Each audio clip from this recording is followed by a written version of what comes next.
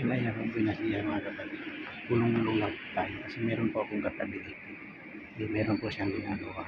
Hindi panay po ang tingin niya sa akin. Kaya inisip siguro na nabunguan ako. Daldal ako ng daldal mag-isa.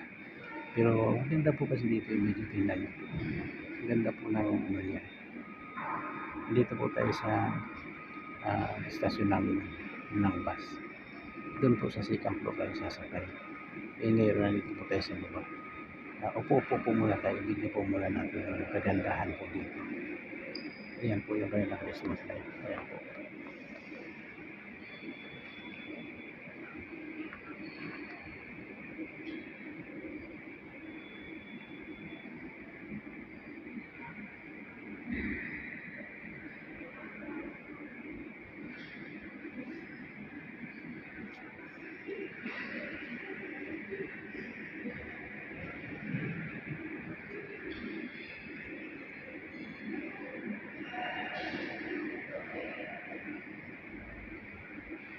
Ganda po ng view dito. Ganda po siyang pagmasdan. Hindi po masyadong matao ngayon kasi po Sabado po ngayon.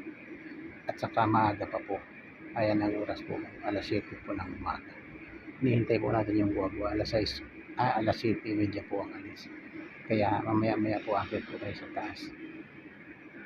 Ayan po.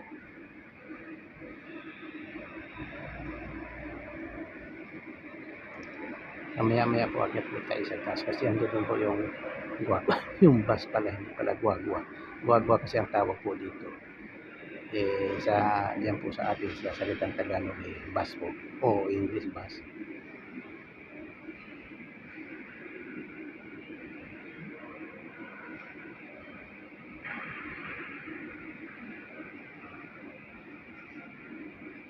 Ganda po naman.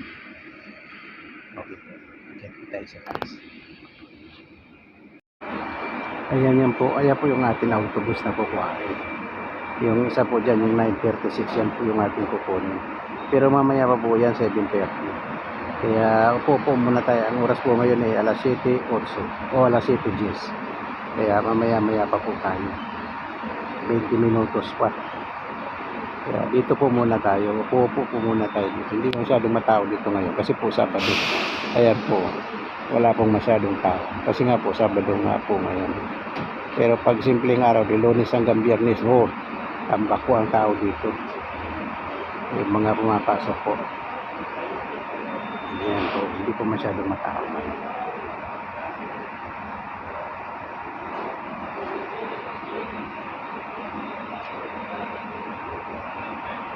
Ayan po. Dito po muna tayo.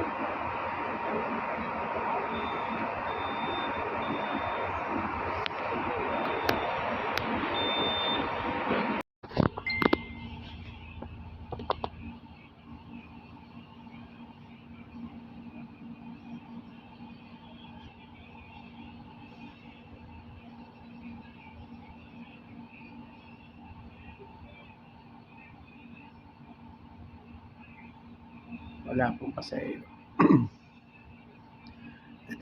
Dadalawa lang kami masahero. Dito lang dyan sa atin sa Pilipinas na puno-puno.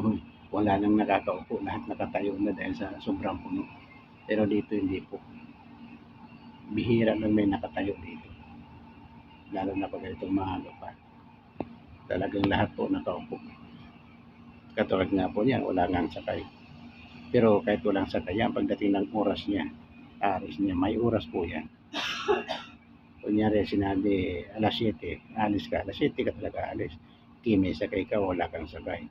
Alas 7:10, alis ka na alas 7:10. Talagang ganun po.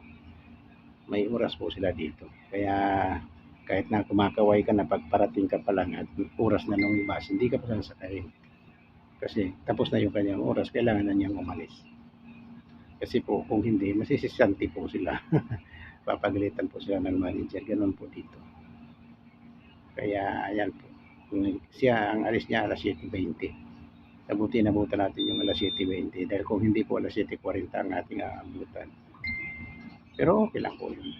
Ayan, alas 7:19 na medyo na po siya, nagre-ready na. Kaya ayan, wala na po sasakay. Nakasarado na ang pinto. Ayan. alas 7:19 po. Kaya ganoon po dito. Maya-maya alas 7:20 na po yan. Ganoon po sila dito. Kaya kailangan dito nagmamadali ka kung kailangan mo mahabol yung oras niya. Ganoon po sila dito ka up to date po sila. Pag sinabi ganoon ang oras ng alis mo, ganoon ang oras ng alis mo. Hindi mo pwedeng baguhin yun kasi naka-schedule po yan. Nakasulat ko po sa kanilang schedule yun kung anong oras ang kanilang mga alis. Ayan po. Okay po, mamaya naman tayo magtuloy. Yes, alis na po, ayan, alas 7:20 na. Ayan, paalis na po.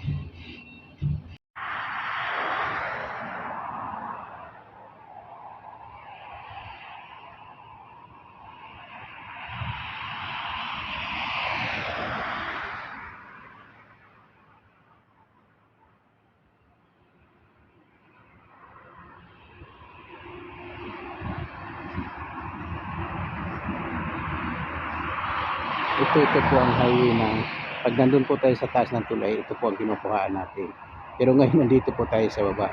Kaya ayan po parang parang iba po ang view niya kasi nandito po tayo sa baba. Ayan po. Pagka mamaya pag nandun tayo sa tulay, itutuloy po natin yung video. Ipapakita ko po sa inyo kung ano yung view pag nandun tayo sa tulay. O ibig sabihin nandun tayo sa taas ng ibig sabihin iba po ang view doon kasi nasa taas po tayo. Ayan po, lakad po tayo papunta doon.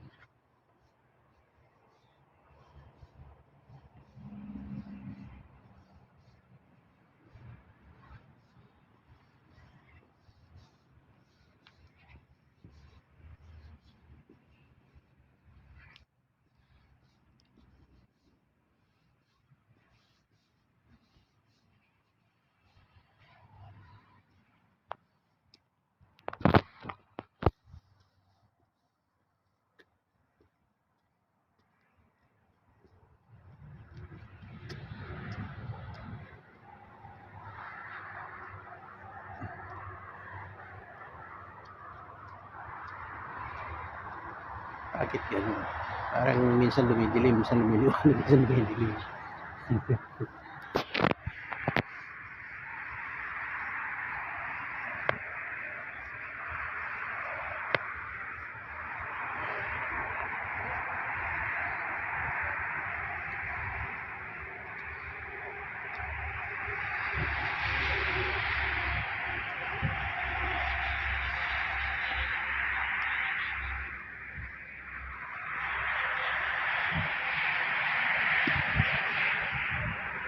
Ayan po, dito na po tayo sa taas ng tulay. Nandun po tayo kanina. Doon po sa ano na yun. Ayan.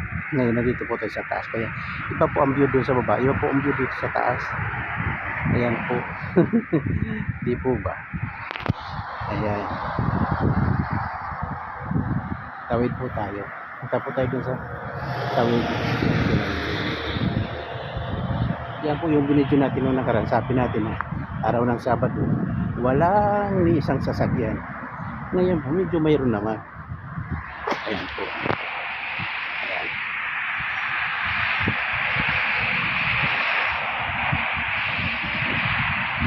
Ayan po, wala nang sasakyan. Wala nang sasakyan papunta dito. Ayan, mayroon na. Ayan po ang ano dito, ang matatanaw mo. Ang dilim po ng panahon, di po ba? Tingnan niyo po yung dagat, yung kalahati doon medyo maliwanag, yung kalahati dito madilim. Ayan po. Mukhang sa parting ito dyan, sa parting dyan, mukhang uulan. Sa parting yun, wala. Ayan po. Ayan po ang sitwasyon dito sa lugar po natin. Maganda po.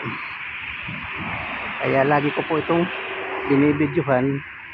Kaya ngayon po, medyo napaaga po tayo ngayon. Nakakuha po tayo ng alas 7:20. Hindi po natin nakuha yung alas 7:40. Kaya maaga-aga po tayo makakarating sa trabaho. Kaya habang daan po, mag-video-video muna tayo para happy po. Ayan po. Mamaya-maya mauubos na naman ang sasakyan niya. Tingnan niyo po. Wala na namang sasakyan. Meron isang pinupunta rito. Ayan po. Ayan. Ayan, maliwanag. Ito, madilim. Ayan po. Well, mamaya naman po tayo mag-video-video.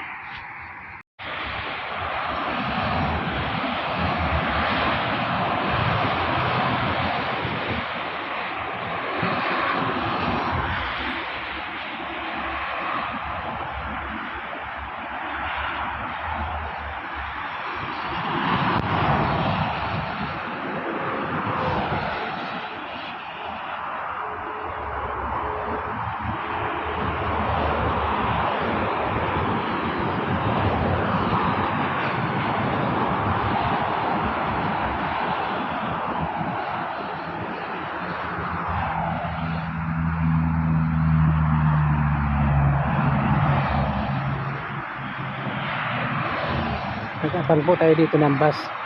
Nandito na po tayo sa bus stop. Mag-abang po tayo ng bus pa uwi sa ating bahay. Galing na po ako sa trabaho. Ang oras po ngayon ay alas 4:05. Alas 3:55 ibig sabihin.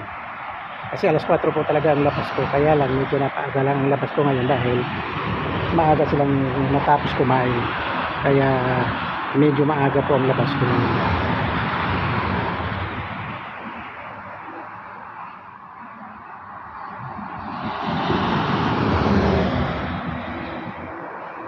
Andito na po yung ating bus.